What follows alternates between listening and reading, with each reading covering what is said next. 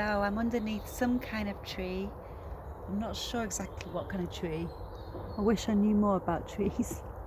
But I know it's definitely not an oak tree because I was under an oak tree and I was getting attacked by little acorns falling on me. And they're actually quite hard when they fall from a big height. So I had to move away from the oak trees. So yeah, just wanted to talk about old heritage and old England, and some of these trees must be like hundreds if not thousands of years old, and how important it is to protect these things, trees and old buildings and old villages and culture and traditions and that type of thing, and how, you know, a lot of that is all under threat, I think. Maybe now more than ever. I guess it has been anyway for quite a while, but you know, seems like people are realizing it maybe a little bit more. And I just wanted to say it's a bit like fight or flight, I think. And there's been a lot of people talking about how, you know, how terrible it is here and how you should just leave, and there's better places to live. And I'm sure there are, but then they're going to also have their own issues, you know, and maybe over time they might become a bit like we are anyway. But the other thing I wanted to say with that is that I think that's kind of what they want to happen. So the more people that are displaced, the more people that leave, the less people that are left to fight for, you know, our heritage and our traditions and what makes a country. I think what makes a country is the culture, and that's the people and the food and the language and the kind of humour and everything like this that I've mentioned before, you know. So the more people that go, the less likely all of that is to survive, and the more easy it will be for them to kind of bring in whatever they would prefer, and it will get lost, you know, as has happened in so many places before. So yeah, I just wanted to say that I will go down with this ship, basically. I'm not running away or going anywhere because I just think, I'm not sure really where I'd want to go anyway. And also I've got an old cat and I wouldn't want to, you know, leave her.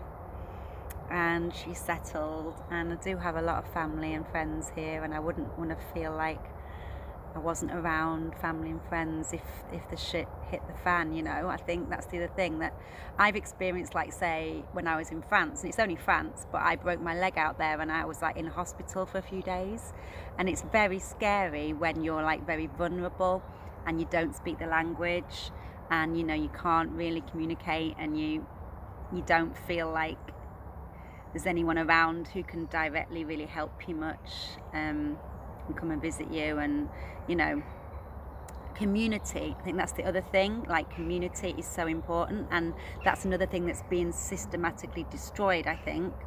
And I'd say the only real community spirit that I can see left in England really tends to be in the small places, the more rural places, you know. So where there are a lot of farmers and not much else going on really, you know, there might be like one pub and a church, and that's the other thing, like the churches have slowly been shutting down in a lot of places, or maybe they only have like one service a month.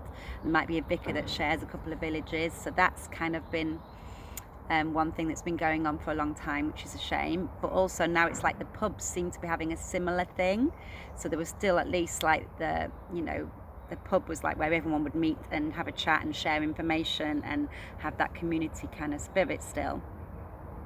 But I've noticed so many country pubs, because I've been working like in a place called Kirby Lonsdale, so, and I have to drive through a lot of little villages, and there's so many that are for sale or for let, and it's like, what is going on? Because I know that a lot of them did have you know, a lot of support from the local people, and you know, they were actually quite busy. It wasn't like they were always empty. So I don't know if they brought in even more taxes or more, like, I guess the rising costs of the bills and everything like that. I know there's problems with like staff, they're increasing national insurance, so hiring staff's more expensive than ever. And I guess also it's very difficult for them to find staff, I think, in these areas too. I know that in the Lake District last year, when I was in a pub, there was actually signs on like the toilet doors and when you went in saying, you know, please be nice to our staff, because if you're not, we'll lose them, because they just really struggle to have any staff. And it's because like people can't afford to live in these posh touristy places, you know. So yeah, there's just not enough housing. That's the other issue.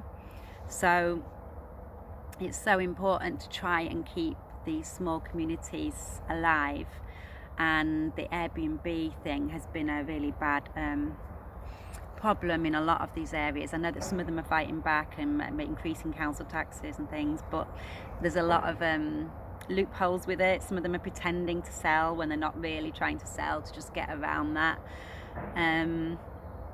Some areas, like where I was yesterday, they if you're going to buy or rent, they actually need to see you've got links to the area.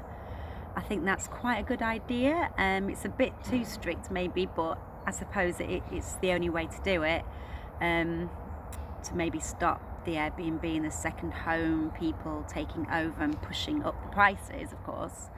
So not only, it's a double whammy really, because not only do they push up the prices, but they don't contribute to the community much at all.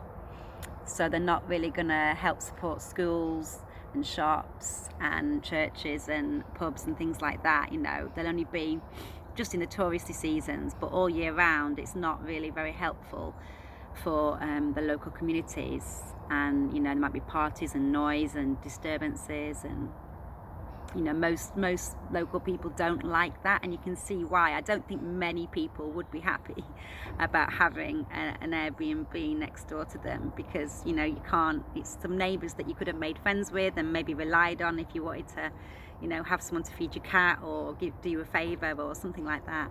Suddenly that's gone, isn't it? So you can see why people don't like it.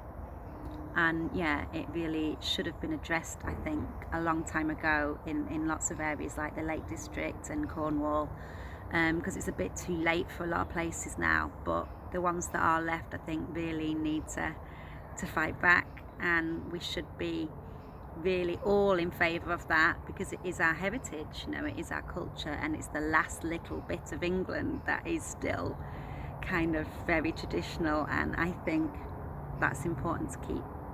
So yeah.